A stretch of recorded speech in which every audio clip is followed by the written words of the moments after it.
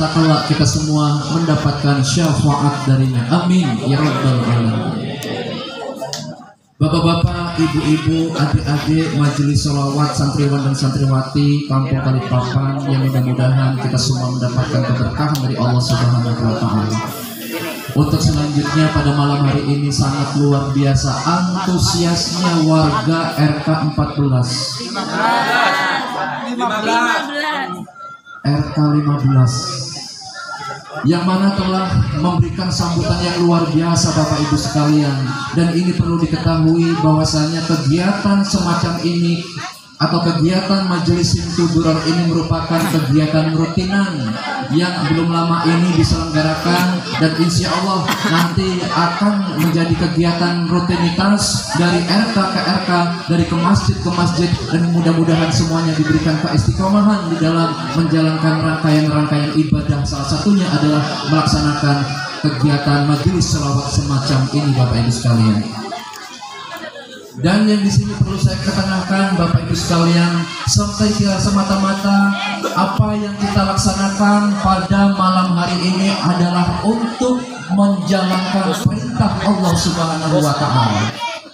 Yang mana ketika Allah memerintahkan kepada seluruh umat manusia, khususnya hamba-hambanya yang beragama Islam, bahwasanya ketika Allah memerintahkan hambanya untuk melakukan sholat, Allah tidak sholat Bapak Ibu sekalian. Ketika Allah akan kepada banyak untuk melakukan puasa, maka di situ Allah puasa.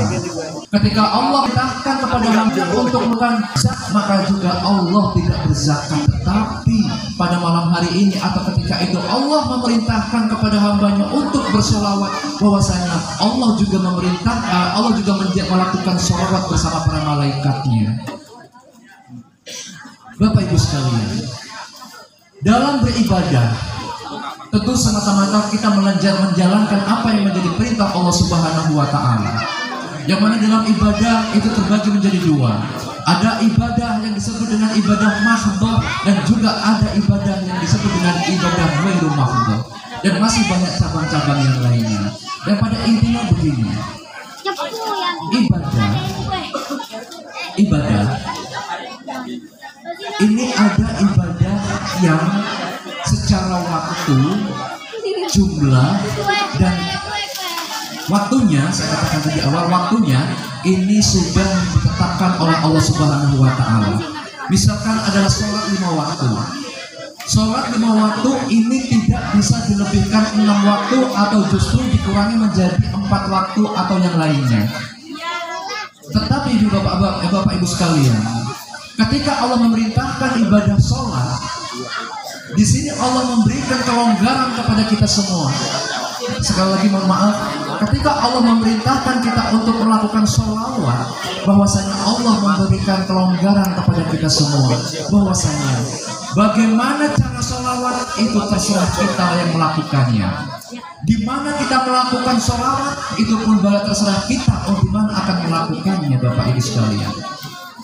Dan begitu seterusnya, bisa dilakukan dengan cara sendiri-sendiri ketika kita berada di rumah, dengan cara dizikirkan Allahumma sholli ala Muhammad, Allahumma sholli ala Muhammad, dan seterusnya. Mungkin bisa kita lakukan dengan cara bermajelis atau berkumpul semacam ini, yang tak lain ketika kita melakukan seperti ini tujuannya untuk menumbuhkan sekaligus menjaga mahabbah atau cinta kita kepada baginda Nabi besar Muhammad Shallallahu Alaihi Wasallam. Bapak Ibu sekalian, yang selanjutnya juga pada malam hari ini kita memperingati Maulid Nabi besar Muhammad Shallallahu Alaihi Wasallam. Bahwasanya baginda Rasul, kita semua tahu, adik-adik sekalian, Rasul dilahirkan pada tanggal berapa? 12 Rabiul Awal. Tahunnya adalah tahun bertepatan dengan tanggal 20 April 571 Masehi. Itu tahun atau tanggal Masehinya Bapak Ibu sekalian, adik-adik sekalian. Jadi yang selama ini kita ketahui Nabi Muhammad ini lahir hanya tanggal hijriahnya saja. Pada malam hari ini kita mengetahui atau kita kenal bahwasanya di tahun Masehinya Rasul lahir pada tanggal 20 April 571 Masehi. Dan Bapak Ibu sekalian, di sini kami sampaikan juga bahwasanya ketika nabi-nabi dan rasul sebelum baginda Nabi Muhammad SAW diutus, nabi-nabi dan rasul sebelumnya mereka diutus hanya untuk kaum-kaum tertentu saja. Ada nabi yang diutus untuk kaum Bani Israel misalkan, dan kaum-kaum yang lainnya. Tetapi ketika Nabi Muhammad dilahirkan ke muka bumi ini, diutus oleh Allah Subhanahu wa Ta'ala, ini walaupun Rasul dilahirkan di tanah Arab atau di kota Mekah, tetapi Rasul tidak diperuntukkan hanya orang-orang atau bangsa Arab saja, tidak. Tetapi kata Allah, wa ma arsalnaka illa rahmatan lil alamin. Bahwasanya kata Allah, aku tidaklah mengutus kepadamu kecuali sebagai rahmat. Rahmat Bapak Ibu sekalian. Rahmat untuk siapa? Untuk alam semesta ini. Kalau kita berbicara alam, tentu saja.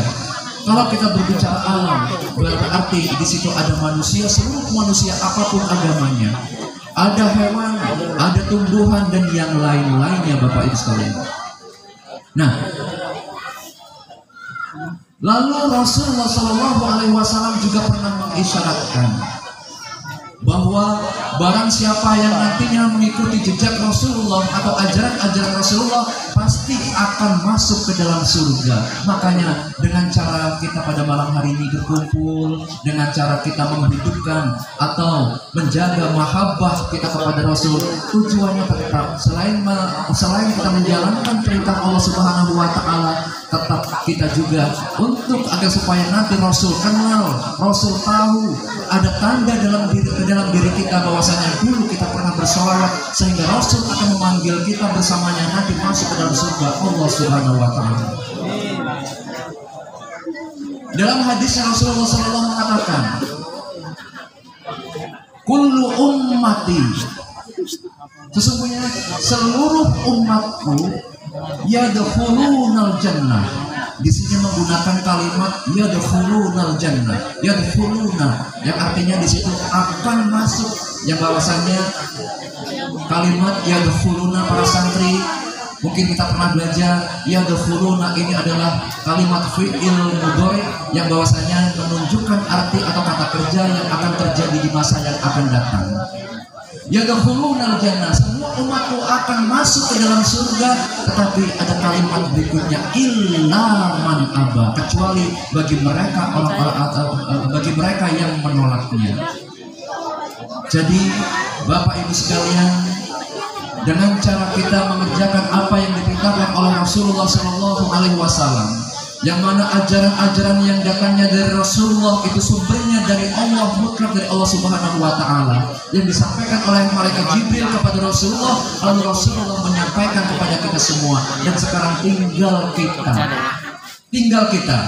kita mau mengikuti Rasulullah atau kita tidak mengikuti Rasulullah. Kalau kata Rasulullah, barang siapa yang mau mengikutiku, maka dia akan ikut ke dalam surga bersamaku. Tetapi mereka yang tidak mau mengikutiku, maka dia pun tidak akan ikut ke dalam surga bersamaku. Itu kata Rasulullah.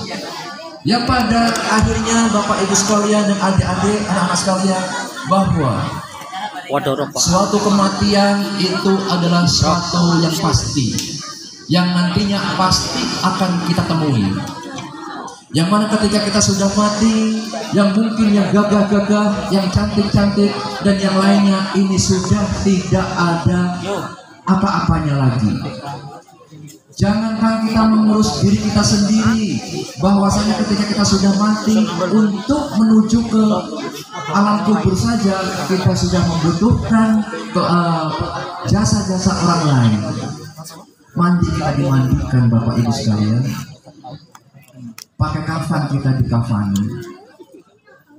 Lalu apalagi berangkat ke kubur, nggak mungkin kita berangkat sendiri. Sampai di kubur nggak mungkin kita gali terus kita masuk sendiri, enggak, tetap kita dimasukkan. Artinya kita bukan apa-apa dan bukan siapa-siapa lagi, hanya almarhum.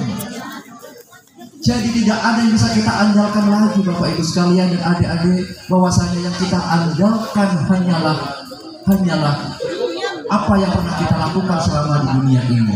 Jika kebaikan tersebut akan mengikuti kita, jika keburukan pun sama, keburukan tersebut akan mendapatkan balasan untuk kita di alam akhirat nanti. Mungkin bapak-bapak atau adik-adik sekalian, dengar nggak? Dengar ya, ini kemarin yang SMP ya, kemarin kita ketemu ya. Jangan ngomong-ngomong tapi ya. Jadi kalau kita meninggal dunia Bapak Ibu sekalian, masih ada naluri yang dijalankan di tengah masyarakat kita Pak Kepala Bang. Naluri yang mungkin sebagian besar dari kita ini belum memahami hal tersebut. Apa? Ketika kita meninggal dunia biasanya kita dibawakan apa itu namanya beras kuning, ada apa duitnya ya Pak ya, ada duit.